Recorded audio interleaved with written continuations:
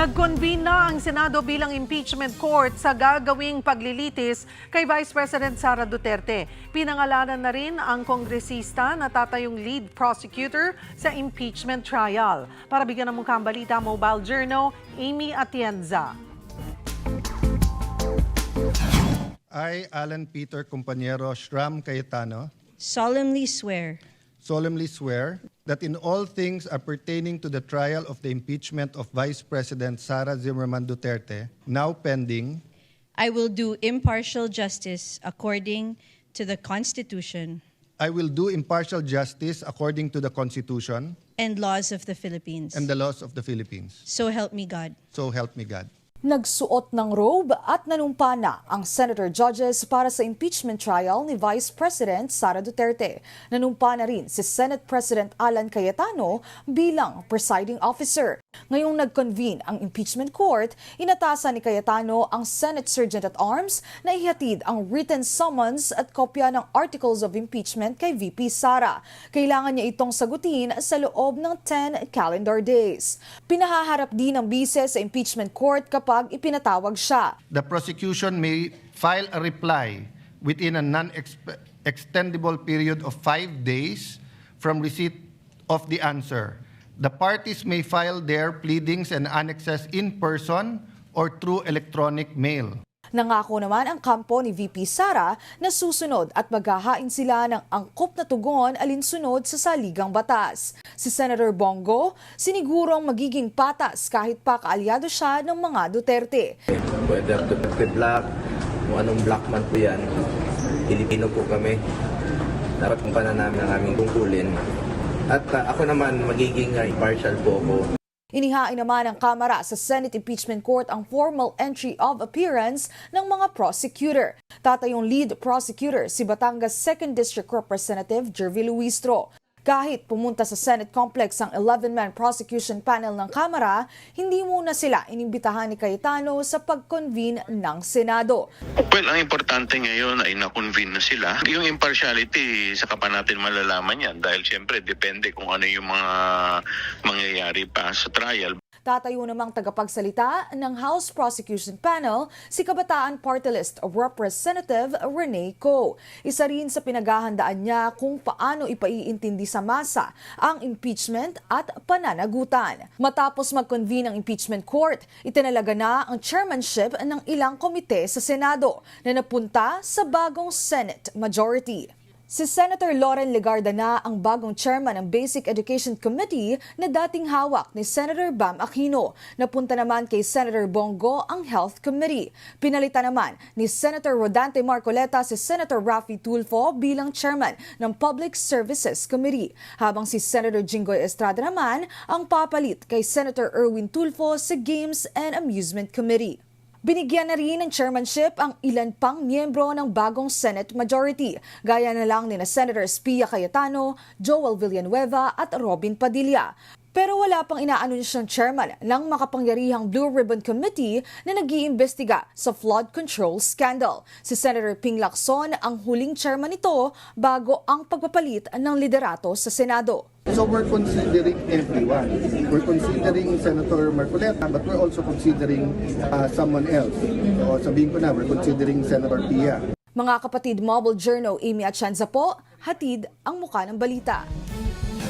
Matapos mag-convene ng Senado bilang impeachment court, inaabangan naman ngayon kung kailan posibleng simulan ang paglilitis laban kay Vice President Sara Duterte. Para sa detalye, magbabalita si Mobile Journal Merrimon Reyes. So Merrimon, kailan aasahan na masisimulan yung trial proper? At may desisyon na ba kung anong rules ang ia-adopt para sa impeachment proceedings?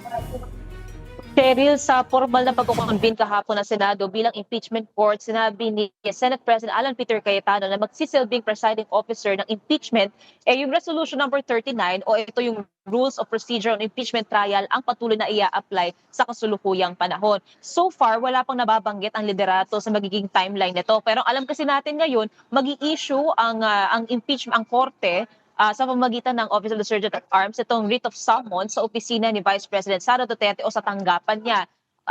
after yung day ng receipt nito, meron siyang 10 araw na makapag-file ng kanyang plead o kung sagot doon kasama nga sa kalakip na kopya ng articles of impeachment. Kapag ka nagsumiti na sila, yung House prosecutors naman meron namang 5 araw din na non-extendable para rin mag-file ng kanilang response. So nakikita natin around 2 weeks yung inihintay natin, plus kung kailan yung itatalagang araw ng Senado sa impeachment trial proper. Kasi sinasabi naman ng liderato, habang sila ay may pagsisilbi bilang impeachment court, meron din daw silang legislative functions na kailangan din bigyan ng oras at panahon. Kaya kung magtatansya lang muna tayo sa ngayon, maaaring sa June mangyari na ang impeachment trial, pero depende pa rin ito sa mapagkakasundo ang schedule, hindi lang ng Senado, ng impeachment court, lalong-lalo na rin sa side din ng House prosecutors at ng iba pang partido na pupunta sa pagdinig. Sheryl. So Mary Mon, doon sa rules na i-adopt nila, wala nang babaguhin, wala nang i-amend, wala nang idadagdag?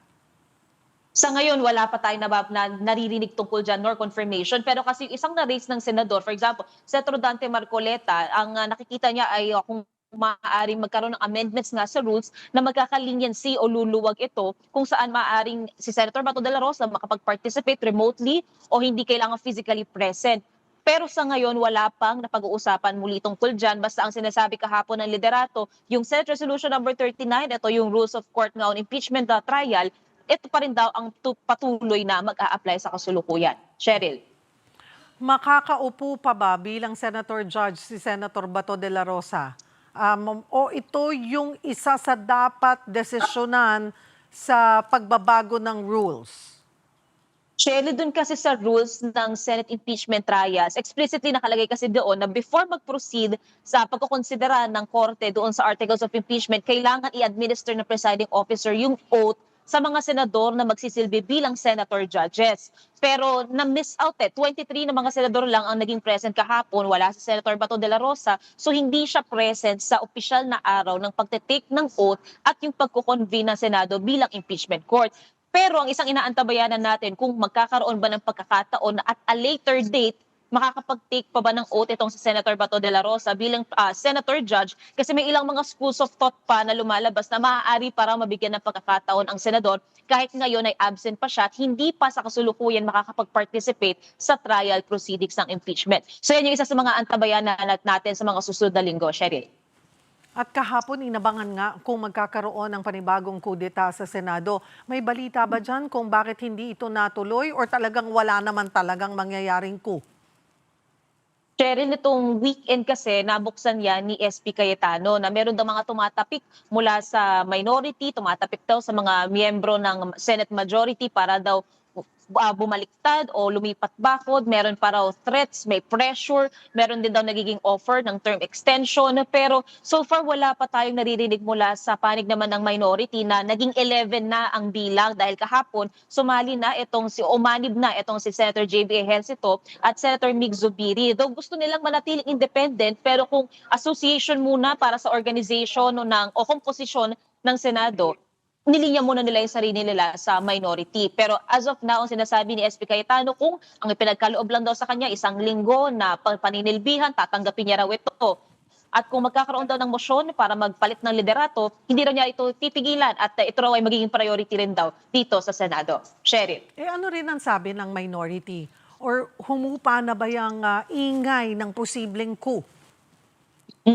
Sheryl, si Senator Ping Lacson, naglabas naman siya ng kanyang pahayag kanina umaga na sinasabi dahil ngayon nakapag-convene na ang Senado bilang impeachment court, ang panawagan niya raw sa publiko ay manatiling vigilant o kaya naka-alerto, nakaantabay sa lahat ng mga nangyayari. Though wala pang ibang nagbabanggit, nagsasalita mula sa minority tungkol dyan, pero yung mga lumutang kasing pangalan nitong weekend, sina Senator Kiko Pangilinan, sina Senator Mig Zubiri, and even former Senate President Tito Soto. While si Senator Kiko Pangilinan, hindi niya na raw tatanggapin. Nag-post siya, na sinasabi niya, nag-statement siya na hindi niya raw tatanggapin yung pagiging SP. We're yet to know kung magkakaroon pa ba ng motion ng pagpapapalit ng liderato sa sesyon. Kasi ang bilangan pa rin dito, numero. Ang kailangan lang is at least 13 votes para magkaroon o 13 members ng bubuong majority para magkaroon ng pagpapalit ng liderato. So dito natin nakikita yung manipis na margin sa pagitan ng minority at majority. Ang aabangan natin kung sakali man, sino yung dalawang maglilipat bakod para mabuo ulit